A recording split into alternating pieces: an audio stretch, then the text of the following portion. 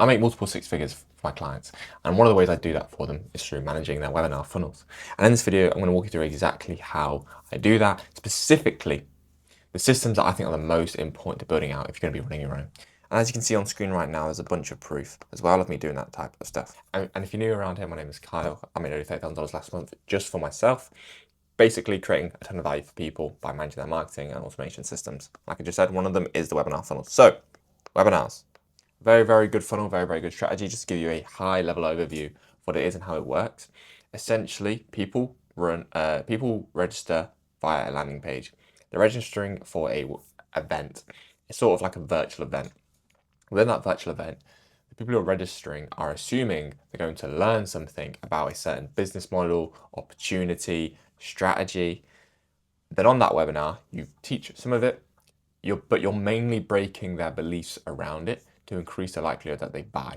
Because on that webinar at the end, you then pitch, and then when you pitch, you're pitching to either book a call or for them to buy right there and then. They then either book a call or buy right there and then. You have a post event where you try to get more people to buy or book a call, and that's it. And you just keep running that process. You can get people in through meta ad traffic, or you can get them in through content, depending on whatever channel is bigger. But ideally, and from what I see, the meta ad and paid ad traffic will get you way more registrants than the content side does. But the content side will get you very good registrants on there who are very likely to book a call or buy, but those won't be as many. So it'll be better quality. But if you can get 10 times more meta ads, the quantity will overrule the quality of the few content leads. If that makes sense. Anyways, so the three most important systems to get built out. Let's just first break it down into what all the stages of the webinar are. One, you have the pre-stage. So this is the pre-event. So the run up to it, which I usually like to have about 5 to 10 days out, which means that you announce it 5 to 10 days before you actually go live with it. Or number two is obviously the during, so what's happening on the webinar. And then three, you have post. So this is after the webinar. Now this is usually 72 hours after the webinar process. So from 0 to 72 hours, you're running this post process. The reason I keep it to just 72 hours is because I want to create urgency that people can only access specific things within that window to increase the likelihood that they take action. Now, and also during on the webinar, it's about 2 hours long, sometimes 3 hours, but it's usually around that mark. And during that process, you're obviously trying to educate people and get them to buy a book or call. Now, the most important stages, I'm going to break it down for I'm going to break it down for each of these stages. On this pre-run up stage, we're looking at emails to nurture people, right? We're looking at landing pages to make sure people are opting in. We're looking at SMS if you're sending out SMSs. You're looking at tracking and attribution. There's many, many systems that you need to have built in and going so you can actually make data-driven decisions. The first thing is emails. I think this is one of the most important things to have a good automation system around. Because what you don't want to happen is if someone opts in, let's say today, right? And let's say you have a 10 email sequence, but the webinar is tomorrow. You want to make sure that they don't get these 10 emails. They just get wherever you are in the process and then tomorrow's email. So the way I like to structure it is this. There's two ways I do it. I specifically do this in Kit. I have one sequence, which is specifically just nurture. So that goes out every single day at the same time during the webinar process. Then I have one sequence, which only runs on a specific day, which is the day of the webinar, which is the reminders. Now this one doesn't run on that specific day. So for example, let's say you're running a webinar on Sunday. There'll be a nurture sequence which sends out emails Monday to Saturday, it stops on Sunday, and then on Sunday, people only get the reminders. The reason I do that is so that people don't get nurture emails that are overruling the reminders. Also, the nurture sequence will have a custom field, which is specifically saying when the next date of the webinar is. The reminders obviously just say like 12 hours, a day away, like 2 hours away, that sort of thing. And then after that's happened, all the people who are in the nurture sequence are basically removed because they've hit the Sunday threshold. So they shouldn't keep getting nurture emails. Then obviously I only have one sequence. Actually, I usually have two sequences that are for post. I'll mention them now because they're kind of relevant on the email automation side. One is for attendees, and another is for non-attendees. The reason that I branch it off like that is because one will have an experience of actually sitting on the webinar and the other one wouldn't. So if they get the exact same emails, they won't respond as well to it. So if you segment them, you're gonna have a better response rate from both. You'll have a higher booked call rate from the attendees or purchase rate, and a higher booked call or purchase rate from non-attendees. Something I find really, really interesting, whilst I'm on this as well, is within these emails, we find on the last day or within the last couple of hours, you'll see the most booked calls or purchases, which is crazy. But anyways, that is one of the probably most important systems to get set up first, is the automation sequence of how you're sending out emails. And if you haven't got it set up already, just send them out manually. But in the meantime, be building that out, because if you're going to be running them twice a week or weekly, you need to have this set up. Otherwise, it's going to create a lot of confusion, a lot of headache, and there'll be a lot of errors. Like, I get my clients to a point where they don't have to click a single button, and it's purely automated in terms of the setup of a webinar. All they have to do is literally create a new event in their like Zoom or their Demio or their webinar jam, wherever they're running it. And then everything else gets set up automatically. Like landing page date changes. The people who opt in now get added to a new email sequence. The old people get kicked out. So all the automations around this I set up so they don't have to deal with these recurring issues. I run into people getting weird emails that aren't relevant to what they opted in for. Carrying on, the next most important system to get built out is tracking. Now, tracking, I think, is one of the most important things for a webinar funnel, because you need to know everything from CPMs if you're running ads and like costs, all the way down to revenue and everything in between. So you look at things like cost per attendee, you're looking at things cost per pitch. So one of the metrics you track, obviously, is people who show up and then people who retain. The people who jump on, the peak is usually around like 10 minutes in. Then you'll start to see a slow decline, usually. And then you get to your pitch, where you might only have like 90% of people there left. Those are the number of people you pitch to. So you had the chance to even hear your offer. That's what you're judging close rates off.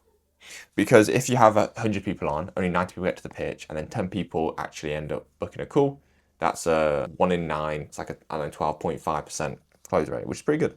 So yeah, the reason why tracking is so important is because if you know all these numbers, you can make good decisions. For example, if landing page opt-in rate was, 30%, but show up rate was, 5%, which is very, very bad. You might think, oh, I didn't get enough people there. I need to go make a better landing page.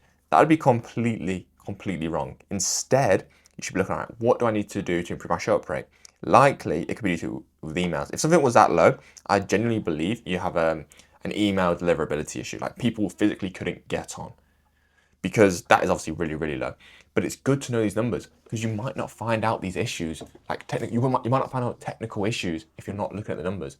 And every single day of the webinar and the run-up, I'm looking at these numbers, the ones that are pre-webinar anyways, because you want to see if there are any technical issues going wrong. One day, if you have a 40% opt-in rate and the next day is 5, clearly there's been a technical issue which has changed over that day that you have to dive into and figure out why it's broken. And you want to fix it early, because if you have like, let's say you have a 10-day run-up and it breaks on the second day in, that's 8 more days of this broken system. So you need to be very careful about what metrics are changing, and that's why tracking is so important. So you want to get systems around that. For example, the type of systems I have is it pulls from Meta the CPMs, the costs, the spends, and puts it into a Google sheet.